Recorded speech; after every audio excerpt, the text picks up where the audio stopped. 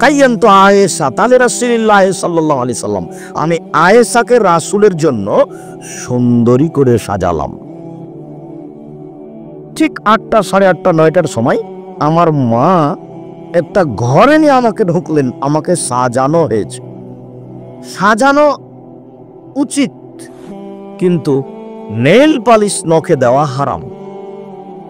নখ যেমন বড় করা হারাম, নেল পালিশ নখে দেওয়া হারাম। নেল পালিশ নখে দেওয়া ইহুদি খ্রিস্টানদের পতিতালয়ের মেয়েদের বৈশিষ্ট্য নয়। নেল পালিশ নখে দেওয়া ইহুদি খ্রিস্টানদের পতিতালয়ের মহিলাদের বৈশিষ্ট্য। কপালে টিপ দেওয়া হারাম। হিন্দু মেয়েকে বিবাহ করার 10টি পদ্ধতি আছে, তার একটি পদ্ধতি হচ্ছে রাক্ষসী বিবাহ। মেয়ের বাপ বিবাহ দিবে না, ছেলে জোর করে বিবাহ করবে। কোন রকম করে যদি কপালে টিপ দিয়ে দিতে পারে তাহলে বিবাহ হয়ে গেছে। হিন্দুদের মেয়েকে বিবাহ করার 10টি পদ্ধতি আছে, তার একটি পদ্ধতি হচ্ছে রাক্ষসী বিবাহ, আর সেটা হলো কপালে টিপ দেওয়া। হিন্দুদের পক্ষ থেকে এসেছে কপালে টিপ দেওয়া, কাজে কোন মুসলিম মহিলা কপালে টিপ দিতে পাবে না, চিরদিনের জন্য হারাম। কোন মহিলা নখে নেল পালিশ দিতে পাবে না, চিরদিনের জন্য নেল পালিশ দেওয়া হারাম। কি দিবে? মেহেদি দিবে। একজন মহিলা রাসূলের কাছে একটা পত্র দিল, তার প্রয়োজনীয় কথা। পত্রটা দিতেই আল্লাহ রাসূল বললেন, আইয়াতরা জিল মেমরা, এই হাতটা পুরুষের না নারী? মানে আল্লাহ রাসূল হাতটার নিন্দা করলেন। ওই হাতে মেহেদি লাগানো ছিল না। মহিলা তো মেহেদি লাগানো নেই কেন? তার মানে মহিলা মানুষকে হাতে মেহেদি লাগাতে হবে জরুরি। পুরুষ মানুষের হাতে পায়ে মেহেদি লাগা হারাম। পুরুষ মানুষ হাতে পায়ে মেহেদি লাগাতে পাবে না।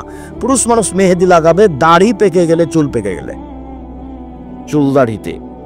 তাছাড়া হাতে মেহেদি দিতে পাবে না, নখে মেহেদি দিতে পাবে না মহিলাদের। মহিলারা হাতের নখে তো মেহেদি দিবে, পায়ের নখেও দিতে হবে। পায়ের নখে মেহেদি লাগাতে বাধ্য, দিতেই হবে। আব্দুর রাহিক সাহেব, আমাদের দেশে তো পায়ে মেহেদি দেয় না। এটা একটা কুসংস্কার চলে আসছে। কেন দেয় না? আমরা শুনেছি যে আল্লাহর নবী মেহেদি দাড়িতে লাগিয়েছেন, এই জন্য পায়ে দেয় না। তো আল্লাহর নবী দাড়িতে মেহেদি লাগিয়েছেন, এই কথা তো ঠিক। আল্লাহর নবী দাড়িতে আতরও লাগিয়েছেন, কিন্তু আল্লাহ নবী বলেছেন কোন ঋতুবতী মহিলা যদি ঋতু থেকে, হাইজ থেকে পবিত্র হয়, তাহলে গোসল করার পরে আতর লজ্জা স্থানে ব্যবহার করবে। তো আল্লাহর নবী আতর যে দাড়িতে লাগিয়েছেন, এইবার যেই নবী দাড়ি যে আতর লাগালেন, সেই নবী বলছেন যে মহিলারা যখন ঋতু থেকে, হাইজ থেকে গোসল করে পবিত্র হবে, তখন তারা লজ্জা স্থানে আতর ব্যবহার করবে। তাহলে আতর ব্যবহার করার কারণে আতর কোরআন মাজিদ হয়ে যায়নি, পবিত্র হয়ে যায়নি। কাজটা হলো সুন্নাত। কথাটা বুঝতে পারেননি? তাহলে তো এরকম হয়ে গেল যে আমাদের পীর সাহেবের বাড়ি এইদিকে, সেই জন্য আমরা ওইদিকে পা করে হাঁটি দেয়, এরকম হয়ে গেল। তাহলে কাবা ঘরে পা করে পা লাগিয়ে দেওয়া যায়, কাবা ঘরের সাথে পা লাগিয়ে থাকা যায়, আর ওর কেবলা পীর যে বাড়ি যেদিকে সেদিকে পা করা যায় না। মানে ধর্ম নিচে নামতে নামতে নামতে মানুষের কাছে আর ধর্ম বলে কোনো জিনিস নাই। ওর বিবেক যেমন নষ্ট হয়ে গেছে, ওর যে ধর্ম তেমন নষ্ট হয়ে গেছে। মহিলারা হাতে এবং পায়ে মেহেদি লাগাতে বাধ্য, জরুরি। আয়েশাকে সুন্দরী করেও সাজানো হলো। পুরুষের জন্য ওই সব জিনিস চলবে যা দেখতে পাওয়া যায় না, গন্ধ পাওয়া যায়। পুরুষের জন্য ওই সব জিনিস চলবে যা দেখতে পাওয়া যায় না, গন্ধ পাওয়া যায়। আর মহিলাদের জন্য ওই সব জিনিস জরুরি যা দেখতে পাওয়া যায়, গন্ধ পাওয়া যায় না, যা দেখতে পাওয়া যায়, গন্ধ পাওয়া যায় না। তাহলে যে সবগুলো হাটে বাজারের জিনিস আছে সুন্দরী অর্জন, আসকারা মাস্কারা, আইলা মাইলা যা আছে সব, কিন্তু আপনার ওই নেইল পালিশ এখনই না করলাম। আর আরেকটা জিনিস আছে যে ওরা সুন্দরী সাজার জন্য ওই ভুরু তুলতে পাবে না। ভুরু প্লাক করা হারাম, এটা তোলা হারাম, আল্লাহ রাসূল নাকচ করেছে। দাঁতকে ছিলে চিকন করা হারাম। উঁচু স্যান্ডেল পরে নিজেকে লম্বা মেয়ে দেখানো হারাম। ব্রেসিয়ার পরে নিজেকে কম বয়সের মেয়ে দেখানো হারাম। সে নিজের সুবিধার জন্য ব্রেসিয়ার পরবে, সেটা ভিন্ন কথা, কিন্তু প্রতারণামূলক পরবে সেটা নিষেধ। যেসব জিনিস তার মুখে হাতে লাগালে তার রূপ চেহারা বাড়বে, তা ব্যবহার করতে পারে, কোনো সমস্যা নেই। উল্লেখ্য যে বিউটি পার্লারে কোনো মহিলা ঢুকতে পাবে না। ওখানে ওই মহিলার সামনে মাথায় কাপড় ফেলে মাথার চুল সাজ করবে আর সাজগোজ করবে, এটা হারাম। কোন মহিলার সামনে এভাবে নিজের শরীর থেকে কাপড় সরিয়ে, মাথা থেকে কাপড় সরিয়ে সাজগোজ করবে, এটা হারাম। কোনো মহিলার সামনে পারে না। অতএব বিউটি পার্লারে কোনো মহিলা ঢুকতে পাবে না। বিউটি পার্লারে মহিলাদের জন্য ঢোকা চিরদিনের জন্য হারাম। হ্যাঁ, বিউটি পার্লারের মা আছে, কেউ নেই, বুঝা গেল না, তখনও কি না জায়েজ? না, তা নয়। আব্দুর রাজ্জাক সাহেব বলেছেন যে মহিলাদেরকে সালোয়ার কামিজে মেক্সি চাদর পরতে হবে, শাড়ি নয়। শাড়ি যদি পরে তাহলে 2 ছাঁটের ব্লাউজ পরতে হবে। 2 ছাঁটের ব্লাউজ মানে যার হাত আছে কবজি পর্যন্ত, নিচের দিক কোমরের নিচে চলে যাবে, 1 থেকে 1.5 গজ কাপড়ের ব্লাউজ বানাতে হবে। তো আমি একথা বলেছি, একথা ঠিক। তো আমি কি বলেছি যে আপনার স্ত্রীর ছোট ব্লাউজ পরা নিষেধ? তা আমি বলিনি। আমি বলেছি যেখানে তার দেবর ভাসুর আছে, গ্রামবাসী যায়, সেখানে ছোট ব্লাউজ হারাম। যেখানে তার দেবর নেই, ভাসুর নেই, গ্রামবাসী নেই, সেখানে ছোট ব্লাউজ কেন? ব্রেসিয়ার পরে থাক। ব্রেসিয়ার কেন? এমনিতেই থাক না কেন কাপড় ছাড়া, সেটা তার পারিবারিক ব্যাপার। আপনার পরিবারের সাথে আমি কোনো হস্তক্ষেপ করতে আসিনি। আপনি আপনার মতো থাকেন। আমি বলছি যে বাড়িতে তার দেবর ভাসুর আছে, সেই বাড়িতে একজন মহিলা ছোট ব্লাউজ পরে থাকতে পারে না। যদি থাকে তাহলে তার স্বামী দায়ুষ। তার স্বামী এখন তাহাজ্জুদ পড়ে জান্নাত কিনতে পারবে না। শরীয়ত বিধান এইভাবে করা আছে। মহান আল্লাহ বলেন, ইয়া আইয়ুহাল্লাযীনা আমানু কু আনফুসাকুম ওয়া আহলিকুম নারা। পৃথিবীর মানুষ, তোমরা তোমাদেরকে জাহান্নাম থেকে বাঁচাও আর তোমাদের পরিবারকে জাহান্নাম থেকে বাঁচাও। অতএব এতে বোঝা যায় যে পরিবারের মালিক তার পরিবারকে জাহান্নাম থেকে বাঁচাতে পারে।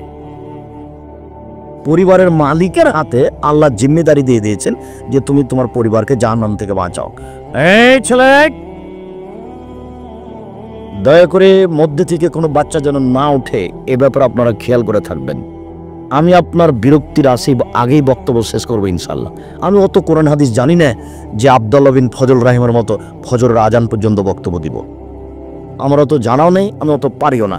1-1.5 ঘন্টা, খুব বললে 2 ঘন্টা। কাজে আপনাকে আমি একটু ধৈর্য ধারণ করে বসে থেকে আলোচনা শোনার জন্য অনুরোধ জানাই। আমি আপনার কিছু না কিছু উপকার করবই করবো ইনশাল্লাহ। আপনার জন্য এসেছি, আর আপনি যেহেতু এজন্য এসেছেন, তাহলে দয়া করে সময়টা লস করিয়েন না। আর এখন কারোর সাথে কথা বলা প্রয়োজন মনে করিয়েন না। কথা একটু পরে বলেন। কথা তো কিছুক্ষণ পরে শেষ হয়ে যাবে এমনিতেই, তখন কথা বলেন। অত্র আয়াতে আল্লাহ যা বললেন তাতে মানুষ তার পরিবারকে জাহান্নাম থেকে বাঁচাতে পারে, মানুষই পরিবারকে জাহান্নাম থেকে বাঁচাতে পারে। এ কথা আমি বলিনি, এ কথা আল্লাহ তাআলা বলছেন। এখন তাহলে পরিবারকে জাহান্নাম থেকে বাঁচাতে হলে কিছু নিয়ম কানুন। তবে প্রথম বাক্যে বলেছেন নিজেকে বাঁচাও। তো আমি নিজেকে বাঁচানোর একটা ছোট্ট হাদিস বলে সামনের দিকে যাই। রাসূল সাল্লাল্লাহু আলাইহি সাল্লামকে জিজ্ঞাসা করা হলো, আল্লাহর নবী, মান্নাজাত, জাহান্নাম থেকে বাঁচার পথ কি? কিভাবে জাহান্নাম থেকে আমরা বাঁচতে পারি? তখন আল্লাহ রাসূল 3টা কথা বললেন। এই 3টা আপনি পালন করেন, তাহলে আপনি নিজেকে বাঁচাতে পারবেন। পরের বাক্যে আপনার পরিবার। 1, আলজাম লিসানাক, মুখ বন্ধ রাখা। জরুরি প্রয়োজন ছাড়া মুখ খুলবেন না, ভালো কথা ছাড়া মুখ খুলবেন না।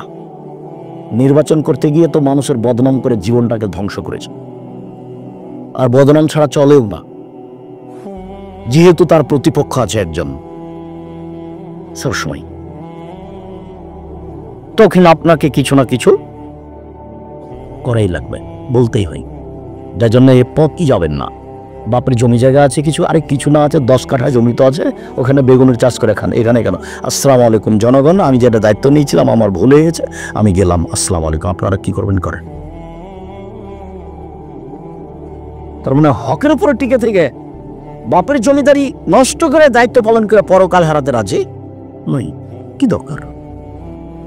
আর দল পার্টি যখন তখন আরেকজনের বিরুদ্ধে 2 কথা না বললে চলে না। একবার বাধ্য বলতে, চাঁপাইনবাবগঞ্জের ভাষা দেবো কেন, ওর বাপকে বলতে হবে। মানে টিকে থাকে কঠিন, স্বাভাবিক ব্যাপার। সম্মানিত তিনি ভাই বোন, জাহান্নাম থেকে বেঁচে যাবেন 3টা কাজ করলে। 1, মুখ বন্ধ রাখেন, ভালো ছড়া মুখে বলবেন না, খুব শক্ত হয়ে থাকবেন।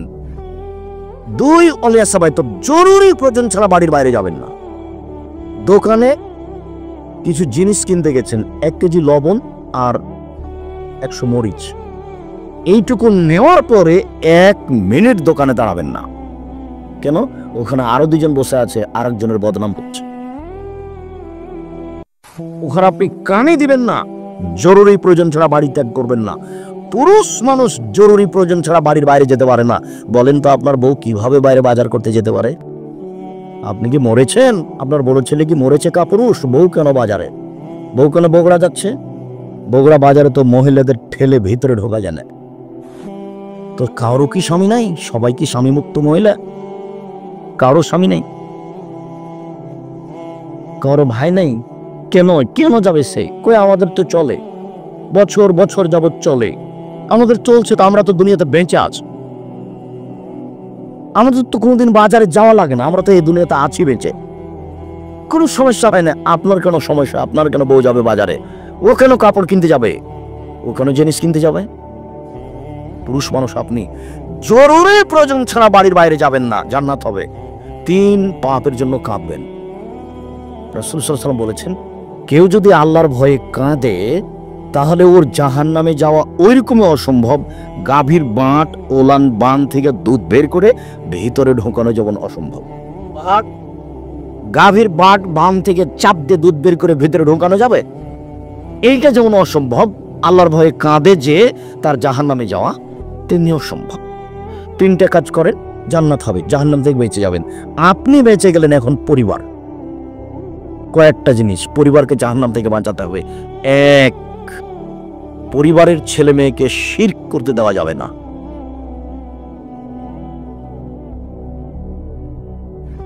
আমি কবি নজরুল ইসলামের মানের হানি করিনি, আমি কবি নজরুল ইসলামের মানের হানি করিনি, আমি ঠাকুরের মানের হানি করেছি। আর কবি নজরুল ইসলামের মানের হানি করেছি এই জন্য 1000 কোটি টাকার মামলা সুনামগঞ্জ কোর্টে আর 5000 কোটি টাকার মামলা সিলেট কোর্টে। তো আমি নজরুল ইসলামের মানের হানি কি করলাম? আমি বলেছি, নজরুল ইসলাম বলেছেন, মসজিদের পাশে কবর দিও ভাই, কবর থেকে যেন মুয়াজ্জিনের আজান শুনতে পাই, এই গুনাহগার গোর আজাব হতে পাইবে রেহাই। তখন আমি বলেছি, বাউল হিসাব নজরুল ইসলাম সাহেব কোরআন হাদিস জানতেন না, জানলে তিনি এই কথা বলতেন না। মসজিদের পাশে কবর কেন, কাবা ঘরের নিচে ঢুকে দিলে 1 পয়সা লাভ হবে না, কর্ম অনুযায়ী বিচার হবে, এ কথাই ঠিক।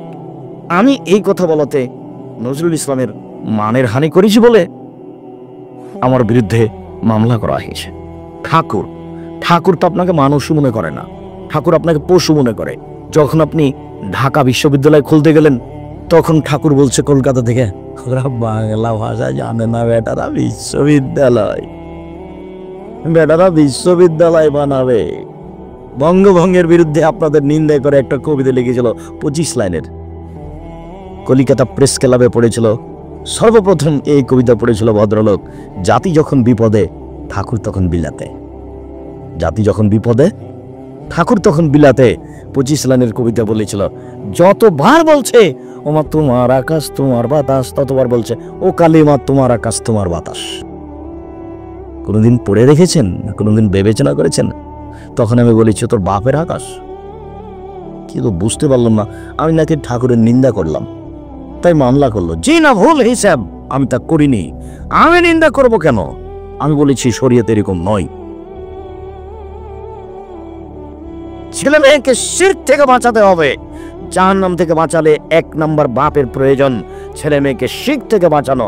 লোকমান হাকিম বলছেন, বুনাইয়া ও আমার আদরের ছেলে, লা তুশরিক বিল্লাহ, আব্বু আল্লাহর সাথে শিরক করো না, ইন্না শিরকা লাযুলমুন আযীম, শিরক হচ্ছে সবচেয়ে বড় পাপ। পাপের জগতে সবচেয়ে বড় পাপ হলো শিরক। ছেলে মেয়েকে শিরক মুক্ত করতে হবে। পরিবারকে যেতে দিতে হবে না কবরের কাছে। কবরের কাছে কিছু পাওয়া যাবে না, কবর থেকে কোনো জিনিস কাউকে ছেলে দিতে পারে না। কবরের কাছে মানত মারা যায় না, মহস্থান কবরে গরু জবাই করা যায় না, ছাগল মুরগি দেওয়া যায় না, সেখানে মানত মারা যায় না। যারা মেনেছে মানবে তারা মুসলমান নয়, তারা খারেজ ইসলাম থেকে, তাদের জান্নাতের কোনো পথ নেই। এই চারের মাঠে আল্লাহ তাআলা আদম সন্তানকে সামনে বলবেন, বিচারের মাঠে আল্লাহ উপস্থিত হবেন। যখন আদমের ছেলে মেয়ে উপস্থিত হবে, তখন আল্লাহ বলবেন, ইবনা আদম লা আতাইতানি বিকুরাবিল খাতায়া সুম্মা লাকিতানি লা তুশরিকু শাইআ লা আতাইতুকা বিকুরাবিল মাগফিরা। এই আদমের ছেলে মেয়ে শোনো, আজকে যদি তোমরা আকাশ জমিন পরিমাণ পাপ নিয়ে উপস্থিত হয়ে থাকো, তোমাদের পাপ আর পাপ আকাশ জমিনের উপর পরিপূর্ণ হয়ে আছে পাপে, আমি তোমাদের এই পরিমাণ ক্ষমা নিয়ে উপস্থিত হয়েছি যদি শিরক না থাকে। তোমাদের পাপ যত আমার ক্ষমা তত, তোমাদের পাপ যত আমার ক্ষমা তত যদি শিরক না থাকে। তোমাদের পাপ যে পরিমাণ আমার ক্ষমা সেই পরিমাণ, তোমাদের পাপ যে পরিমাণ আমার ক্ষমা সেই পরিমাণ যদি শিরক না থাকে। তো এবার আপনার হুজুরকে বলেন যে আব্দুর রাজ্জাক সাহেব বা আহমদ সাহেব শিরক কোনটা? উনি যদি বলেন যে বাংলাদেশে কোনো শিরক নেই, ভালো কথা। আর যদি বলেন যে শিরক আছে, তাহলে ঠিক তাকে বলতে হবে আমি খাক স্যার, আমার বুঝে যা আছে তা আমি শিরকে নোট করেছি, বক্তব্য আছে, এদেশে একটা বই পাওয়া যায় কে বড় ক্ষতিগ্রস্ত। আমাকে কিনতে বলিয়েন না, যে আপনি লিখেছেন আপনি কিনেন, তাহলে তো আমি আপনার উপকার করতে পারবো না। কে বড় লাভবান বইটা লিখেছি জঙ্গিদের বিরুদ্ধে 2005 সালে, যেদিন সরকার স্বপ্নেও দেখেনি জঙ্গি, সেদিন আমি কলমে লিখেছি এদেশের মাটিতে জঙ্গি বিরোধী বক্তব্য আমার চেয়ে কারো কঠোর কঠিন আছে তা আমার জানা নেই। আমার আগে জঙ্গি বিরুদ্ধে কলম ধরেছে কেউ আমার আগে, তা আমার জানা নাই।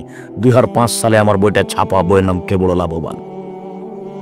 এক লাইন পড়লে বুঝতে পারবেন আপনার সুবিধা, ক্ষতিগ্রস্ত এক লাইন পড়লে বুঝতে পারবেন আপনার ক্ষতি, তার নামই হলো ক্ষতিগ্রস্ত।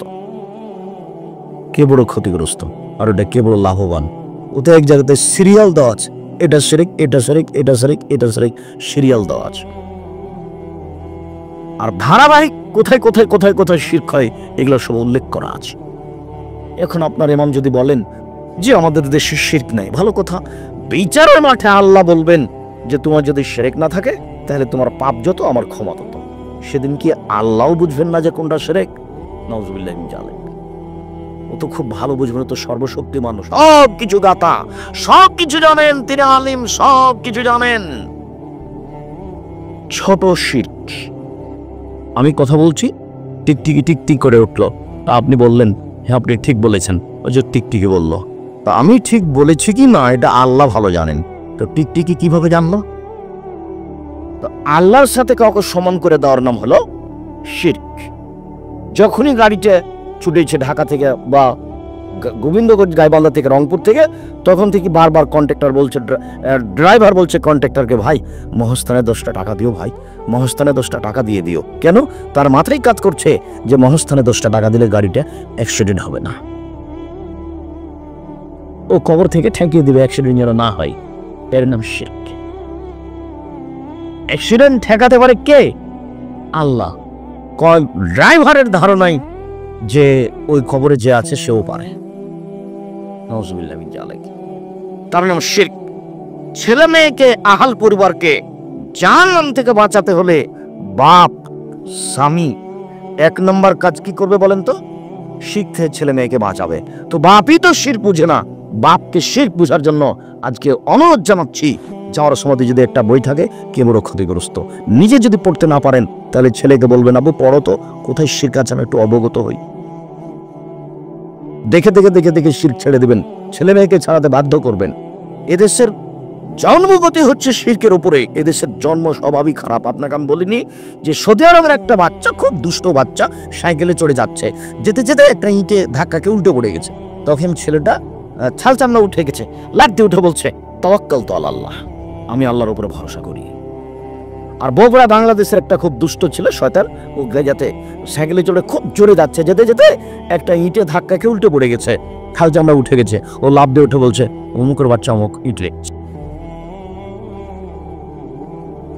বুঝতে পারলেন না মনে হয়? ও ছেলে বলছে পড়ে গিয়ে, ও কিন্তু কে ইট রেখেছে তার দোষ উল্লেখ করেনি। ওই ছেলেটা বলতো তাওয়াক্কালতু আলাল্লাহ, পড়ে গেছি তাতে কি হবে, আমি আল্লাহর উপরে ভরসা রাখি। আর এই ছেলেটা বলছে অমুকের বাচ্চা অমুক ইট রেখেছে।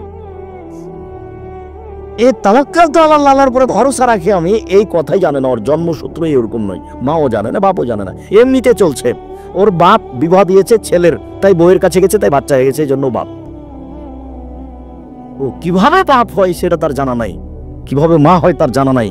একটু আমি ভুলে যেতে পারি? এখানেই দুটা কথা বলে যাচ্ছি, একটা মাকে আর একটা বাপকে। এক, বাপ মান কানাত লাহু ওয়ালাদা মান ওয়ালাদা লাহু ওয়ালাদান, কারো যদি ছেলে মেয়ে জন্ম নেই, ফাল ইউসাম ইসমাহু, সেজন্য তার সুন্দর নাম রাখে।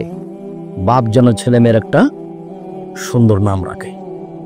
তো তার ছেলেটার নাম লিটন, লিটন বলে ডাকছে বাপ। বাপেরও স্বভাব ভালো নয়, মায়েরও নয়। তার আবার বলছে যে ভালো নাম আর একটা আছে, ডাকে খারাপ নাম বলে, আর ভালো নাম আর একটা আছে। তার মানে গতি স্বভাবে উল্টা। সুন্দর নাম রাখতে হবে।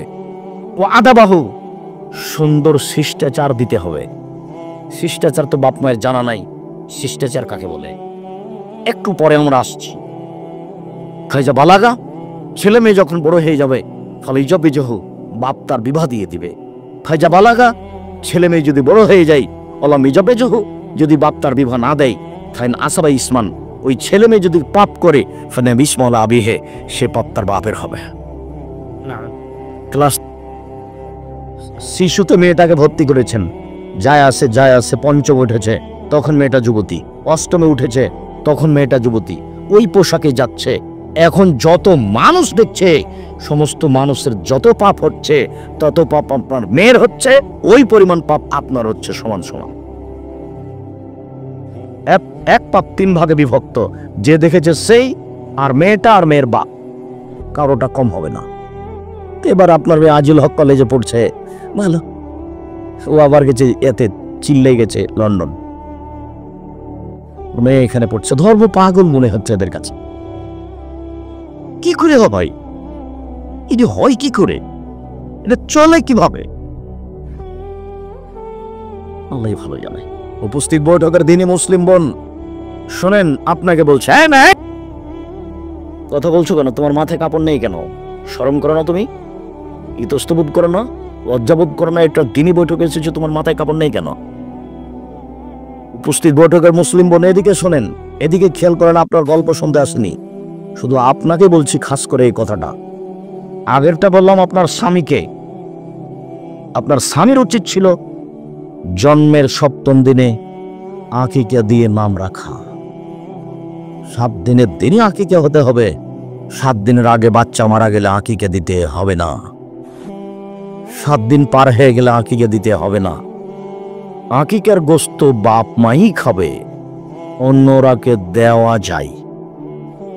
আকিকার পশুর কোনো শর্ত নেই, শিষ্টাচার দিতে হবে বাপকে, বাপকেই বলে দিতে হবে, আব্বু আব্বু, বাড়িতে যখন ঢুকবা তখন সালাম দিয়ে ঢুকবা, আব্বু, এটা শিষ্টাচার, সালাম দিয়ে ঢুকবা। সালাম দিয়ে ঢুকনি? আরে বেটা, আমাদের গাভীটা যখন আমরা গোহালে নিয়ে যাই, তখন তো সালাম দেয় না, ও যে গরু, ওখানেও সালাম দেবে, তো তুমিও দেওনি, তো তুমিও কি গরু? বুঝিও, বুঝে না, ওরা অন্তর আছে, বুঝে না, দেখেও দেখে না, ওরা চক্ষু আছে, দেখে না, শোনেও শোনে না, ওরা কান আছে, শোনে না। উলাইকা কালানাম, তারা পশু প্রাণীর মতো, তারা গরু ছাগলের মতো, তারা কুকুর শ্রীগালের মতো, ভালো হওয়া যাল বরং তার চেয়ে খারাপ। গরু ছাগল যখন গোহালে যায় তখন সালাম দিতে পারে না, ও সালাম দেওয়ার বস্তু নয়, কিন্তু আপনি দিবেন, আপনিও দিলেন না। আল্লাহ এখন বলছেন, তুমি কি গরু ছাগলের মতো হয়ে গেছো? তুমি দিলে না কেন? পরের বাক্যে যে আল্লাহ বলছেন যে কুকুর শ্রীগালের চেয়ে খারাপ, এইটাকে, এটা তোমার বাপ। আপনারা সাহেব, আপনাকে অনেক সম্মান করি, আমার বাপ কুকুর শ্রীগালের চেয়ে খারাপ, এই কথা বলছেন কেন? আপনাকে খুব ভালোবেসে নিয়ে এসেছি, কথা একটু বিবেচনা করে বলেন, নাহলে আমরা খুব কষ্ট পাবো। আমার বাপ কুকুর শ্রীগালের চেয়ে খারাপ, এই কথা বলছেন কেন? আমি তোমার আব্বাকে কুকুর শ্রীগালের চেয়ে খারাপ বলিনি, তবে তোমার দাদা মরা 10 বছর হলো, এটা বগুড়া নয়? হ্যাঁ, বগুড়ার স্বভাব আমার খুব ভালো জানা আছে। তোমার দাদা মরা 10 বছর হলো, তোমার দাদার জমি জায়গা তোমার বাপ সকালে পাবে, আর তোমার ফুফু বিকেলে পাবে, এরকম না একসাথে একসাথে। তো 10 বছর থেকে তোমার বাপ জমি খাচ্ছে, কই তোমার ফুফুকে তো দেয়নি। তোমার বাপ যদি কুকুর সিগারেট চেয়ে খারাপ না হয় তাহলে খারাপ কে?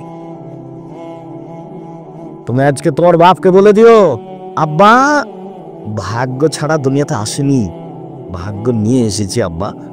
ভাগ্যে যদি জমিদারি থাকে জমিদারি করেই খাবো, ভাগ্যে যদি ভিক্ষা করা থাকে ভিক্ষা করেই খাবো, উফুর জমি খাবো না। এই কথা তোমার বাপকে বলিও, সন্ধ্যা হতে তোমার প্রভুকে যেন তোমার বাপ জমি ভাগ করে দেয়। দিতেই হবে, তোমার বাপ দিতে বাধ্য। তোমার বাপের বিচারের মাঠে দেরিতে হবে। যে জাকাত ওসর দেয়নি, ধানের ওসর দেয়নি, টাকার জাকাত দেয়নি, সে জালেম, তোমার বাপও জালেম। তো ওসর দিল না তো জালেম কিভাবে? ও ফকিরের টাকা মেরে খেয়েছে জন্য। ওসর যদি কেউ খেয়ে নেয় না দেয়, তাহলে ধানের ওসর তাহলে কার ধানটা মেরে খেলো? ফকিরের। ও তো ধানটা তো ওর নয়, ও ধানটা কার? ওটা ফকিরের। তো এটা তোমার বাপ মেরে খেলো, তোমার বাপের বিচার দেরিতে হবে, জালেমের বিচার দেরিতে হবে, তোমার বাপেরও বিচার দেরিতে হবে। তোমার বাপ তোমার ফুফুর জমি মেরে খেয়েছে, আর দেরিতে বিচার মানে বুঝো? বিচারের মাঠে ভালো মানুষের বিচারের সময়সীমা হলো ফরজ সালাতের সমান। ধরে নাও মাগরিব সালাতের 3 রাকাত সালাত, 3 রাকাত, তা আদায় করতে কতক্ষণ লাগবে? 5-7 মিনিট। জোহরের 4 রাকাত সালাত কত সময় লাগবে? 5-10 মিনিট। তাহলে বিচারের মাঠে ভালো মানুষের বিচারের সময়সীমা হলো 5 মিনিট, 7 মিনিট, 10 মিনিট, এক ওয়াক্ত সালাত আদায় করার সমান। আবার আল্লাহ নবী বলেছেন যে যার বিচার দেরিতে হবে ওর চেয়ে যার বিচার তাড়াতাড়ি হবে ও 500 বছর আগে যাবে। সুবহানাল্লাহ। তো এক যদি বিচার হতে 3 দিন দেরি হয়, তাহলে তোমার বাপকে ঠেকে থাকতে হচ্ছে 1.5 লক্ষ বছর। অথচ বিচারের মাঠে ভালো মানুষের সময়সীমা কত? 5 মিনিট, 7 মিনিট, 10 মিনিট। মানে নিন কথাটা মনে থাকবে তো? ভালো মানুষের বিচারের সময়সীমা কত বলেন তো? এক ওয়াক্ত ফরজ সালাত আদায়ের সমান। আমরা ফরজ সালাতের একটা সময় ধরলাম, এরকম হতে পারে। কত বুঝতে পেরেছেন তো? আল্লাহর নবী ফরজ বিচারের মাঠের সময়সীমাটা কি দিয়ে বুঝিয়েছেন? ফরজ সালাতের সময় দিয়ে বুঝিয়েছেন। আবার বলেছেন যে গরিব মানুষ 500 বছর আগে চলে যাবে ধনী মানুষের। আবার বলেছেন একদিন সমান 50,000 বছর। আবার বলেছেন জালেমের বিচার দেরিতে হবে। যেমন যে সুদ খেয়েছে তার বিচার দেরিতে হবে। কেন?